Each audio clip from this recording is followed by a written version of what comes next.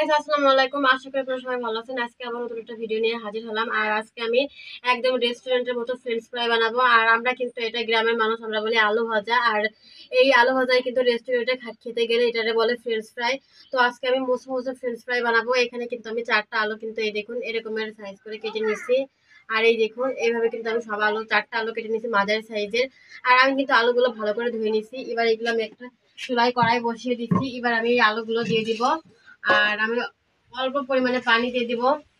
তো আমি আলুগুলো দিয়ে দিয়েছি। আর এখন আমি অল্প পরিমাণে লবণ দিয়ে দিলাম। আর একটা ঢাকনা দিয়ে ঢেকে দিব।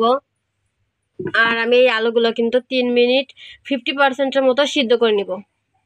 বন্ধুরা, আমি একটা প্যাকেটের ময়দা নিছি। এখানে আমি কিছু প্যাকেটের ময়দা নিছি পরিমাণ মতো। আর নিছি কিন্তু 1 চামচের মতো কর্নফ্লাওয়ার। আর নিছি হালকা পরিমাণে জিরের গুঁড়া। আর নিছি অল্প পরিমাণে লবণ। আর 1 চামচের মতো কিন্তু শুকনো মরিচের গুঁড়া নিছি। আর সামান্য পরিমাণে হলুদের গুঁড়া নিছি সুন্দর একটা কালার আনার জন্য। আর এই সব কিছু কিন্তু আমি ভালো করে মিশিয়ে নিছি। ফিরে এলাম 3 মিনিট পর। এবার আমি ঢাকনা নামিয়ে নিব। আর এই দেখুন আমাদের আলুগুলো কিন্তু 50%-এর মতো সিদ্ধ হয়ে গেছে।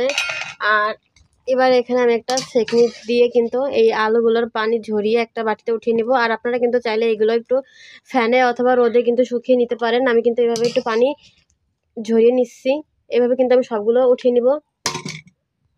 আর আমরা কিন্তু এই কর্নফ্লাওয়ারটা ব্যবহার করছি বন্ধুরা 1 চামচের মতো। আর এই কর্নফ্লাওয়ার কিন্তু আপনারা দেওয়ার চেষ্টা করবেন। কর্নফ্লাওয়ার দিলে কিন্তু মচমচে হয়। আর এখানে কিন্তু আমি চুলায় কড়াই বসিয়ে দিচ্ছি। আর আমি কিন্তু তার প্রায় 1 পোয়ার মতো সয়াবিন তেল দিয়ে দিচ্ছি।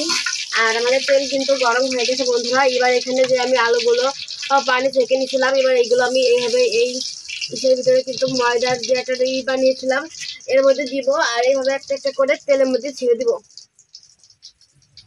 আর আমি কিন্তু আস্তে আস্তে জাল দিব। দেখুন বন্ধুরা, এখানে কিন্তু আমি অর্ধেক গুলো দিয়ে দিচ্ছি। আর এইগুলা কিন্তু আমি আস্তে আস্তে লাল লাল করে ভেজে দিব। আর এই অর্ধেক কিন্তু আমি আবার পরে দিব। দেখুন আমি কিন্তু আস্তে আস্তে কিছুক্ষণ ভেজে নিচ্ছি। আর আমাদের ফ্রেঞ্চ ফ্রাইগুলো কিন্তু দেখুন একদম লাল লাল ভাজা হয়ে গেছে। এবার এগুলো কিন্তু আমি একটা প্লেটে উঠিয়ে নিব। আর এইভাবে কিন্তু আমি বাকিগুলো ভেজে নিব। তো এই দেখুন আমি কিন্তু ফ্রেঞ্চ ফ্রাইগুলো ভেজে নিয়ে চলে আসছি। আর অনেকটা কিন্তু মশমশা হয়েছে এই দেখুন। আর এবার এর ভিতরে আমি দিয়ে দেবো অল্প পরিমাণে মরিচের গুঁড়া।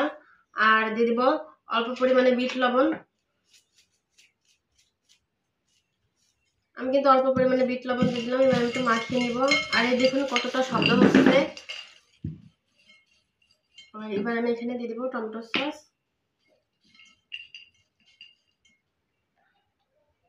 তো চলুন এবার আমি আপনাদের খেয়ে দেখাই কেমন হয়েছে।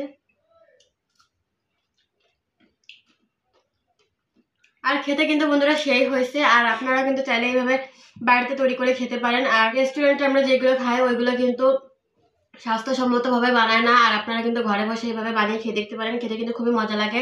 আর একদম কিন্তু রেস্টুরেন্টের মতোই হয়েছে। আর ভিডিওটা ভালো লাগলে like comment share and subscribe করবেন। ভালো থাকবেন। আল্লাহ হাফেজ।